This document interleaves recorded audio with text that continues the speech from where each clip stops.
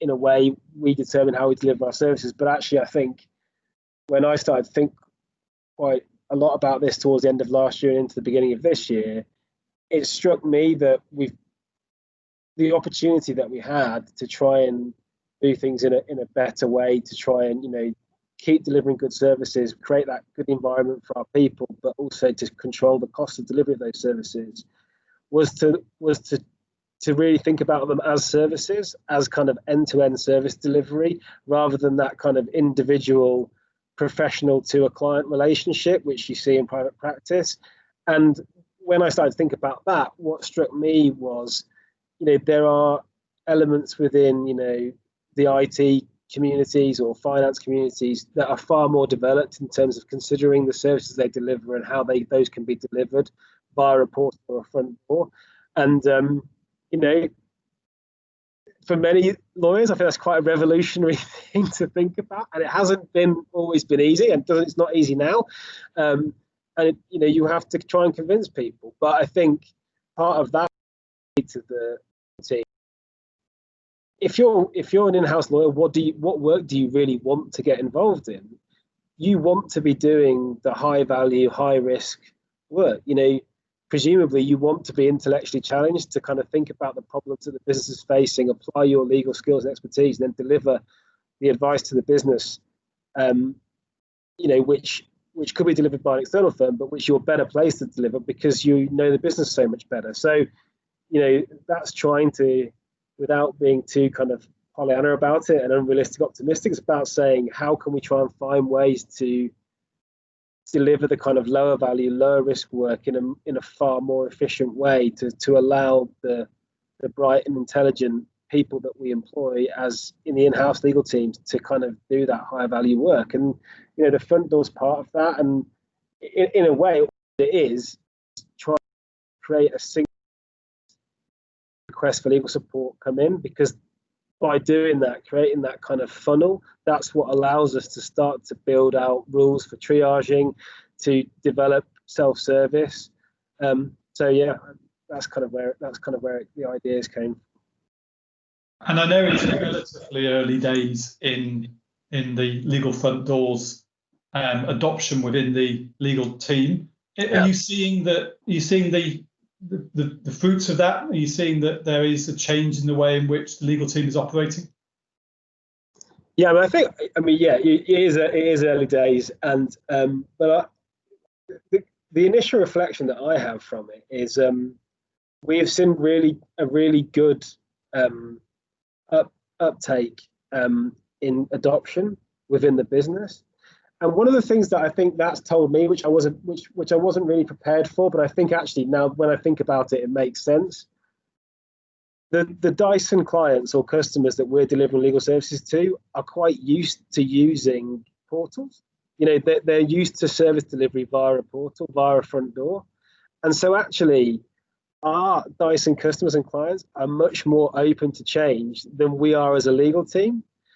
And I think that's been quite interesting for the various team leads and teams across Dyson Legal, because I think they were they were concerned about how this would land. And actually, I think that's not really, you know, of course there are bumps and there are challenges along the way, but as a concept, I don't think actually it's as kind of out there as they kind of thought it would be. So I think that's been really interesting. And, you know, I think we've created a technology solution which is easy for people to use. It uses kind of SharePoint and Office 365, so it's actually very simple at the back end. We don't need lots of fancy additional software or licenses. It's not very complicated to maintain. We can, or at least the plan is for us to be able to maintain it almost entirely within the small legal operations team in the future. So again, I think the look and feel of it has landed well. I also think just building it and creating those customer journeys is a really good exercise in getting the legal teams and the IP team and the compliance teams to really think the service they provide, not in an abstract way. And I think that's quite important. And one of the things I'd say about one of the learnings I've taken from that is, if you wait until everything's perfect, you'll never get anything done. actually putting something out there is starting to generate the kind of challenges, and then we can address them. And as long as I think as long as the technology is flexible enough and adaptable enough, which using SharePoint Office 365 it definitely is, it means that it's got enough plasticity so that we can mold it as we go, and it doesn't break every time we try and change it. But until you create that, it's hard to change the mindset of people who've been working as lawyers for 20 years, 10 years, whatever. So, but now they can see that there is a difference and it is going to work. They can kind of get behind it, and we can start to make those positive improvements. What lessons can you share on successful technology implementation?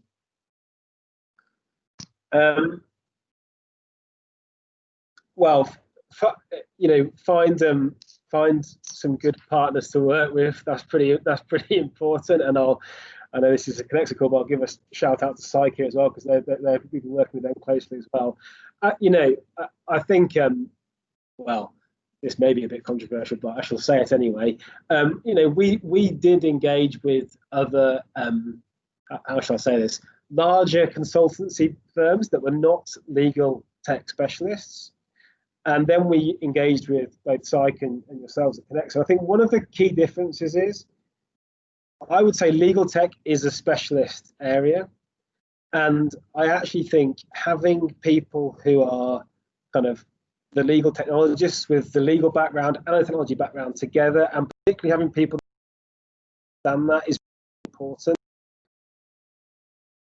So on the face of it, you could just take a portal from a large global consultancy firm and just stick it in, just say, well, we're going to use this. But I think the challenge is that might be in some ways okay for your internal clients and customers, but it isn't going to work very well with the legal teams. It isn't going to land very well. Whereas going through that journey with them, where they could engage with people who, almost kind of had that credibility, had that experience, could talk to them in the same language and understand their concerns. That's been really important, I think, in that journey. So, yeah, I think I would say, don't underestimate the value of having people with legal technology experience as opposed to just technology experience. Do you think the pressures on your legal function now are more intense than they were in 2019? Yes, that's probably my fault, largely. I mean, yes, because I think that, as I said, in terms of the transformation program, one of the fundamental objectives was trying to make sure we were delivering services at a competitive cost, and that the focus on that only became greater with the impact of the pandemic. And that's not going to go away. And so the kind of commercial rigor with which we run